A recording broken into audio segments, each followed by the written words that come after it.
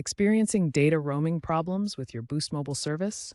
Roaming lets you use data outside of Boost's primary coverage area, but issues can arise due to incorrect APN settings or plan limitations. A common solution is to check and configure your APN or access point name.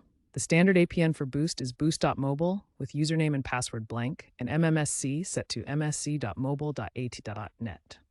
Manually enter these settings in your device's network options. On Android, go to Settings, Network, APN. On iOS, navigate to Settings, Cellular, Cellular Data Options, Cellular Network. Another quick fix is toggling airplane mode on and off. This refreshes your connections and can resolve roaming issues. These steps resolve most data roaming issues with Boost Mobile. If APN settings don't resolve the issue, verify your Boost Mobile plan includes roaming, especially if traveling internationally. Plans may have data limits or require add-ons for international use. Dial 777 to check your plan details or use the Boost Mobile app.